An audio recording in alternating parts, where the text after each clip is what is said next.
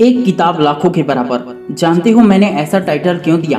क्योंकि ये जीवन की एक ऐसी सच्चाई है जिसे कोई भी नहीं बदल सकता है। मैंने तो फिर भी कम ही कहा है कि एक किताब लाखों के बराबर, बल्कि असली सच्चाई तो ये है कि एक किताब पूरी दुनिया के बराबर।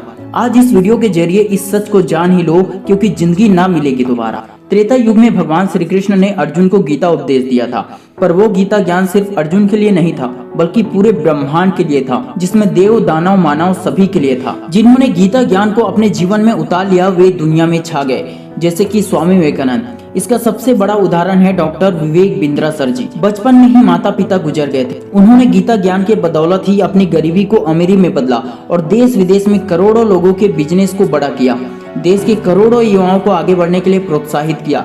बिंद्रा सर खुद कहते हैं कि उनके जीवन में सफलता का एक ही राज है, भगवत गीता।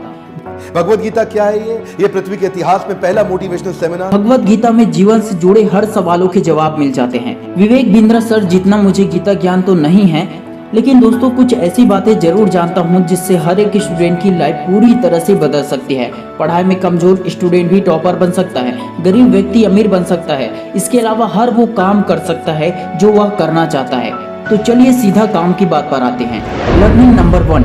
श्री कृष्ण ने कहा है कि मनुष्य के बुद्धि यानी दिमाग के कमजोर होने का सबसे बड़ा कारण है उसका क्रोध, गुस्सा, एंगर। बड़े तो बड़े, छोटे छोटे बच्चे भी इतना ज्यादा गुस्सा करते हैं कि वे ये तक नहीं देखते हैं कि उसके सामने कौन खड़ा है। गुस्सा आया तो गालियां देना शुरू कर देते हैं। गुस्से की वजह से पूरा दिन खराब हो जाता है। दिमाग में बस वही चलता रहता है। समझ नहीं आता कि क्या सही है और क्या गलत है। यदि इंसान को गंदे और मैले फटे पुराने कपड़े पसंद नहीं है तो वह गंदे विचारों को अपने अंदर में रखकर बेहतर जिंदगी कैसे जी सकता है? गुस्से में हम खुद को सही समझते हैं और दूसरों को गलत। जब मनुष्य क्रोध करता है तो उस क्रोध के कारण मनुष्य के अंदर कई सारे भ्रम पैदा हो जाते हैं। उस भ्रम की वजह से झूठ भी सच लगने लगता है और भ्रमित व्यक्ति जीवन में क्या करना है इसे भूलकर गलत मार्ग में चला जाता है। मतलब वो अपने जीवन में असली मार्ग से भटक जाता है और वह ऐसी खाई में गिर जाता है जिससे निकलना उसके लिए असंभव हो जाता है। और ऐसे मनुष्य के साथ एक ही चीज होता है कि उसका मान सम्मान, इज्जत, धन दौलत सब कुछ छिन जाता है और वह खुद को नष्ट कर लेता है। यदि आप अपने जीवन में आगे बढ़ने की चाहत रखते हैं तो क्रोध को किसी गंदे और फटे पुराने कपड़े की तरह त्याग दीजिए। बुद्धि को तेज बनाना है, सही समय पर सही फैसले लेना है तो क्रोध पर नियंत्रण करना सीखना होगा। Learning number 2। सेकेंडरी और हायर सेकेंडरी स्कूल में भगवत गीता के श्लोक किताबों में क्यों दिए जाते हैं, क्यों पढ़ाया जाता है? क्योंकि हम सभी अपना बेस मतलब आधार मजबूत कर सके। लेकिन क्या हम लोगों को कोई श्लोक या उसके अर्थ भी याद है? और याद हो तो कमेंट करके जरूर बताना। इंसान के जीवन का सबसे बड़ा आधार है कर्म।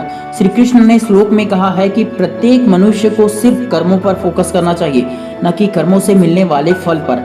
भगवान किसी से भेदभाव नहीं करते हैं। इंसान को वही चीजें मिलता है जैसा वे कर्म करते हैं। फिर भी अधिकतर मनुष्य सोचता है कि ये मेरे साथ ही क्यों होता है, ये हमारे साथ ही ऐसा क्यों होता है। अरुणिमा सिन्हा का एक पैर कट गया, लेकिन उन्होंने भगवान को दोष नहीं दिया बल्कि कर्मों को प्राथमिकता दी और वे एक ही पैर से माउंट एवरेस्ट पर चढ़कर एक नया रिकॉर्ड, एक इतिहास बना दिया। स्टीफन हॉकिंग के तो हाथ पैर कुछ भी काम नहीं कर रहे थे। वे शरीर से अपाहिज थे, लेकिन उन्होंने अपने दिमाग से साबित कर दिया कि इंसान सिर्फ सोच से अपाहिज होता है, शरीर से नहीं। इंसान किसी एक चीज पर कमजोर है तो उसके पास कुछ तो ऐसी चीज होगी जिसमें वह सबसे ज्यादा स्ट्रांग हो सकता है। आपको अपने कमजोरी पर फोकस नहीं करना है बल्कि अपनी हिम्मत, अपनी ताकत पर फोकस करना है। श्री कृष्ण कहते हैं कि जब आप किसी चीज को प्राप्त करने के लिए मेहनत करते हैं तो आपका पूरा ध्यान सिर्फ मेहनत पर होना चाहिए। उस मेहनत का फल आपको जरूर मिलेगा, लेकिन फल के बारे में सोचते रहेंगे तो आप अच्छे से मेहनत पर फोकस नहीं कर पाएंगे। यदि आपको 100% फल की आशा है तो आपके काम पर आपका 100% फोकस होना जरूरी है। कर्म करो, फल की इच्छा ना करो, फल आपको जरूर मिलेगा। बताने को तो बहुत कुछ है पर वीडियो लंबा ना हो, इसलिए इस वीडियो में बस इतना ही। यदि आपको भगवत गीता से कुछ और सीखना हो तो कमेंट करके जरूर बताएं। हम बाकी के टॉपिक्स को अगले वीडियो में जरूर कवर करेंगे। Wish you all the best दोस्तों। मैं शिवन अंसा हूँ, आपके सपनों को दिल से सपोर्ट करता हूँ।